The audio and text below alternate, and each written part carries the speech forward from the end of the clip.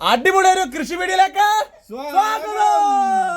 മീന് വിളവെടുക്കാൻ സമയത്തുണ്ടല്ലോ നെറ്റങ്ങോട്ട് പിടിക്കാനായിട്ട് മാറ്റും. ഇപ്പൊ 5 മാസം 6 മാസമുള്ള കപ്പയാണെങ്കിൽ നമ്മളൊരു 6 മാസത്തിൽ കൂടുതൽ ഇട്ട് കഴിഞ്ഞാൽ തീർച്ചയായിട്ടും കപ്പ കഴിക്കും. കപ്പത്തോട്ടത്തിൽ വെച്ച് അടിപൊളി ഒരു കപ്പ പുഴുക്ക് കഴിക്കാൻ വേണ്ടി വന്നതാണ്.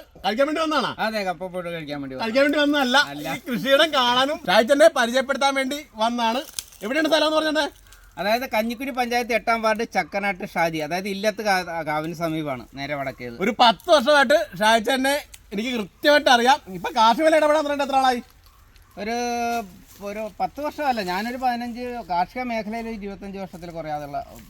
പക്ഷേ ഇപ്പൊ ഹൈടെക് ഇതിലേക്ക് വന്നിട്ട് സുജിത്തിന്റെ ഒക്കെ കണ്ടിട്ട് ഞാൻ ചെയ്ത് തുടങ്ങിയതാണ്. ഇപ്പൊ 2 വർഷമായിട്ട് ആക്റ്റീവ് ആയിട്ടുണ്ട്.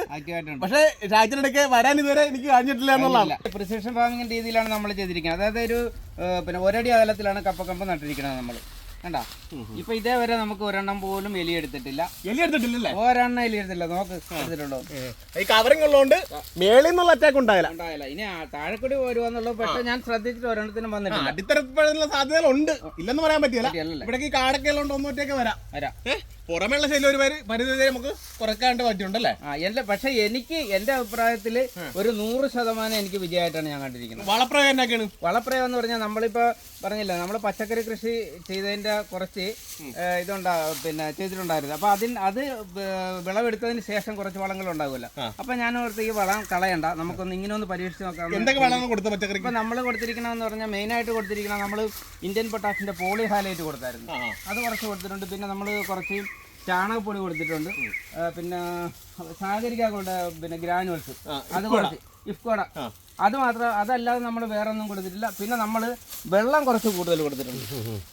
അതായത് അത് ഇവിടുത്തെ മണ്ണ് കണ്ട സൈഡിനൊട്ടും പോന്നിട്ടില്ല വെള്ളം. ഇപ്പൊ വേറെ പ്രദേശമാണെങ്കിൽ ആരായിട്ട് കപ്പ നടക്ക പോലും വേണ്ട. പക്ഷെ ഇവിടുത്തെ മണ്ണില് അത് പറ്റിയല്ല. ഇറിഗേഷൻ അല്ലേ? എത്ര സെന്റിമീറ്റർ? ഇതിപ്പോ നമ്മളൊരു 1 അടി അകലത്തിലാണ് നമ്മളിത്. പിന്നെ ഈ ഹോള് 40 സെന്റിമീറ്ററിലാണ് ഹോള്. അത് കണക്കൂട്ടിയാണ് നമ്മൾ ഒരുപാട് ബ്രാഞ്ച് ഉൾപ്പെടെ ഉണ്ട്. ഈ ബ്രാഞ്ച് നിർത്തണ നല്ലത് ഒറ്റ കമ്പ്. അതായത് എപ്പോഴും നമ്മൾ 1 or 2 ബ്രാഞ്ച് നിർത്തുന്നതാണ് ഏറ്റവും നല്ലതല്ലേ? നമ്മൾ ബ്രാഞ്ച് കൂടുതലുണ്ടെങ്കിൽ അത് കളയാൻ അതിന് നല്ല ആരോഗ്യമുള്ള ബ്രാഞ്ചുകൾ 1 or 2 നിർത്തുക. നിർത്തിക്കഴിഞ്ഞാൽ നമ്മൾ ഇതും അതുപോലെ തന്നെ നമ്മൾ ഇപ്പൊ 5 മാസം 6 മാസമുള്ള കപ്പയാണെങ്കിൽ നമ്മളൊരു 6 മാസത്തിൽ കൂടുതൽ ഇട്ട് കഴിഞ്ഞാൽ തീർച്ചയായിട്ടും കപ്പ കഴിക്കും. പാലക്കാട് തൃശ്ശൂരിലൊക്കെ അവർ ശാസ്ത്രീയമായിട്ട് ചെയ്യും. കൃത്യമായിട്ട് ഒരു വിളവെടുക്കും. നമ്മളാ കൂടുതൽ വിളവ് കിട്ടാൻ വേണ്ടിട്ട് നമ്മൾ പിന്നെ ഇടന്ന് പറിക്കുക. അതിനെന്താ കുഴപ്പമെന്നറിയാം? നമ്മൾ കപ്പ കൂടുതൽ അങ്ങനെ കിടന്നു കഴിയുമ്പോൾ ഇത് പൊട്ടാസ്യം സയനൈഡ് ഇതിനകത്ത് പ്രൊഡ്യൂസ് ചെയ്യും. ഈ പൊട്ടാസ്യം സയനൈഡ് പ്രൊഡ്യൂസ് ചെയ്ത് കഴിഞ്ഞാൽ കപ്പ തീർച്ചയായിട്ടും കഴിക്കും. അതാണ് കപ്പ കഴിക്കണം എന്ന് പറഞ്ഞത്. അല്ലാതെ ഒരു കപ്പയും പിന്നെ അതിന്റെ യൂഷ്വൽ പീരീഡിൽ നമ്മൾ വിളവെടുത്താൽ കഴിക്കാല്ല. അതാണ് ഇപ്പൊ ഒരുപാട് പേർക്ക് അറിയാമല്ലാത്ത കാര്യങ്ങളാണല്ലേ? അതാണ് നമ്മൾ യൂഷ്വൽ ടൈമിന് തന്നെ കപ്പ വിളവ് എടുക്കുക എന്നുള്ളതാണ് നമ്മുടെ മെയിൻ. വേവിന്റെ വ്യത്യാസം വരുന്നത് എങ്ങനെയാണ്? വേവ് അതുപോലെ തന്നെ വേവ് വരാതിരിക്കണം എന്ന് പറഞ്ഞാൽ നമ്മൾ ഈ പീരീഡ് കഴിഞ്ഞാൽ എടുക്കുന്ന കപ്പയാണ് വേവ് വരാതിരിക്കുന്നത്. സമയം കഴിഞ്ഞ വേവും വ്യത്യാസം അറിയാവോ? അത് അതിനെക്കുറിച്ച് ഞാൻ കൂടുതലൊന്നും കൂടുതൽ ചിന്തിച്ചിട്ടില്ല. പക്ഷെ അതൊരു ഭാഗമാണ്. ഞാൻ നോക്കിയിട്ട് ഇതിനു മുമ്പ് ഞാൻ അങ്ങനെ ചെയ്തിട്ട് നമ്മൾ ഈ സമയം കഴിഞ്ഞതിന് ശേഷം എടുത്തിട്ടുള്ള കപ്പ വെന്തിട്ടില്ല. അതായത് കറക്റ്റ് സമയത്ത് വിളവെടുത്ത കപ്പത് ഇത് പ്രത്യേകം പറയാനാണ്. നല്ല ടേസ്റ്റ് ആണ് അല്ലേ? നല്ല കീല് പോലെ ഇരിക്കണം ഞാൻ പറയേണ്ടി വരും അല്ലേ? അടിപൊളി സാധനം, നല്ല ഇറച്ചിയായിട്ടൊക്കെ ഇട്ട് കുഴക്കാൻ അല്ലേ? വേണ്ട, ഇതിനകത്ത് കുറച്ചൊക്കെ ചിക്കനും കുറച്ച് ബീഫും ഒക്കെ അടിപൊളിച്ച് നമ്മളെ പെരിട്ടൊക്കെ എടുത്ത് കഴിക്കാനാണല്ല. സൂപ്പർ സാധനമാണ്. ഈ കപ്പയാണെങ്കിലും ഗുണമെന്നറിയാവാ, ഈ ദാരിദ്ര്യം ഉണ്ടായാല. ഒരു 25-30 വർഷത്തിന് മുമ്പ് എന്ന് പറഞ്ഞാൽ നമ്മൾ ഈ കപ്പയാണ് റേഷൻ കടയിൽ നിന്ന് കഴിച്ചിട്ടുണ്ട്. നമ്മൾ ഹൈടെക് രീതിയിലും വിദേശ രാജ്യങ്ങളും ഒക്കെ പോയി കഴിഞ്ഞപ്പോ പൈസയൊക്കെ കൂടുതൽ നാട്ടിലേക്ക് വന്നു കഴിഞ്ഞപ്പോ ആൾക്കാർ കപ്പ വേണ്ട. ഇപ്പൊ അതാണ് സ്ഥിതി. അതല്ല, ഇപ്പൊ സ്ഥിതി. ഇപ്പൊ തിരിച്ചു വരുന്നതാണ്. കാലം മാറി. ഒരു 4-5 വർഷം മുമ്പ് കപ്പക്ക് ഇച്ചിരി ഡിമാൻഡ് കുറവായിരുന്നു. ഇപ്പൊ കപ്പക്ക് വില ഇപ്പൊ ഏകദേശം നമ്മൾ ഹോൾസെയിൽ ആണെങ്കിൽ തന്നെ ഒരു 25 രൂപ 28 രൂപ കിട്ടും. ആ ഒരു രീതിയിലേക്ക് എത്തി അല്ലെ? ചില സമയത്ത് കപ്പ താഴെ പോയി. ഇപ്പം VIP-യുടെ ഉൾപ്പെടെ വിഭവമാണ് കപ്പ മാറിയെന്നുള്ളതാണ്. അതുപോലെ മറ്റുള്ള കൃഷികൾ ചെയ്യണത്ര അധ്വാനം ഈ കപ്പയ്ക്കില്ല.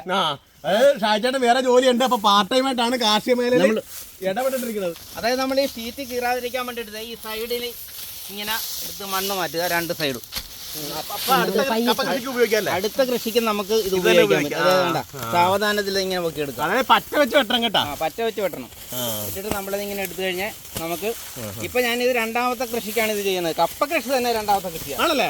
എന്നിട്ട് വലിയ ഡാമേജ് ഇല്ല. ഒരെണ്ണത്തിനും കൂടി ഉപയോഗിക്കുന്നത് ഒരു 3 സീസണിൽ കപ്പ ചെയ്യാം. തീർച്ചയായിട്ടും 3 സീസണിൽ ചെയ്യാം.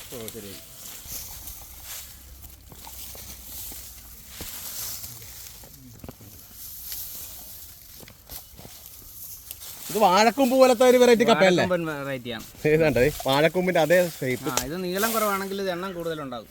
ശരി. അതാണ് അതിന്റെ ഒരു കൃഷി. ഇവിടെ പച്ചക്കറി കഴിഞ്ഞാൽ പിന്നെ കപ്പയുടെ കൃഷിയാണ്. അപ്പൊ ഈ വളം കൊണ്ട് തന്നെ ഒരു കപ്പ കൃഷി ചെയ്യും. ഒരു നല്ലൊരു മോഡലാണ് കേട്ടാ.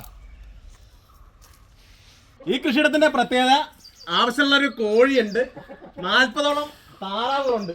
അപ്പൊ താറാവ് താഴത്ത് കിടക്കുമല്ലേ, ടാങ്കിനകത്താണ് വളർത്തുന്നത്. അപ്പൊ ഇതിൽ തന്നെ മീൻ ഇട്ടിട്ടുണ്ട്. പൊന്നാ കൊണ്ടുവരാൻ വേണ്ടിയിട്ടാണ് ഈ വല ഇട്ടിരിക്കുന്നത്. ഈ വല ഇട്ടിട്ടുണ്ട്. അപ്പൊ ഇത് എടുത്ത് മാറ്റാവുന്ന രീതിക്കാണല്ലേ പിടിക്കുന്നത്. താറാവിന്റെ കാഷ്ടം കോഴിക്ക് ഇതിന് ഉപയോഗിക്കാം, മത്സ്യത്തിന് ഉപയോഗിക്കാം. നല്ലൊരു ഐഡിയ ആണ്. അതിലെ വലിയ കുളയില്ലാത്തവർക്ക് വരെ താറാവ് കൃഷിയായിട്ട് പറ്റും. പശു എത്ര ഉണ്ട്? പശു ഇപ്പൊ ഒന്നേ ഉള്ളൂ. നമുക്കൊരു 13 പശു ഉണ്ടായിരുന്നു. അപ്പൊ പിന്നെ എല്ലാം കൂടി കൊണ്ടുപോകാനുള്ള ഒരു ബുദ്ധിമുട്ട് കാരണം, പക്ഷെ നഷ്ടമൊന്നുമില്ല. അത് കാരണം കൊടുത്തിട്ട് ഇപ്പൊ വീട്ടാവശ്യത്തിന് മാത്രം വളർത്തിയുള്ള പശുവാണ് ഇപ്പൊ അത് പ്രസവിക്കാനായിട്ട് നിൽക്കുന്നത്. മീന് വിളവെടുക്കാവുന്ന സമയത്തുണ്ടല്ലോ നെറ്റങ്ങോട്ട് പിടിക്കാനായിട്ട് മാറ്റും. മീൻ വിളവെടുത്താലോ?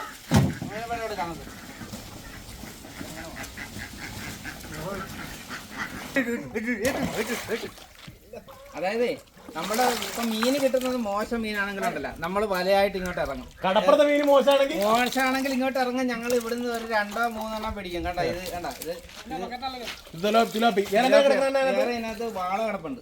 വാള എന്ന് പറഞ്ഞാൽ ഒരു 3.5 കിലോ. കണ്ട വലിയ വാളനെ പിടിയണ്ണ.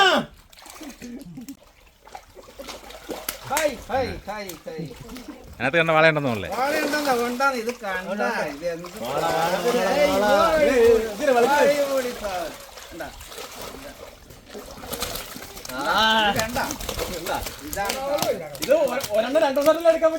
അതാണ് ഒരെണ്ണം 2 ദിവസം.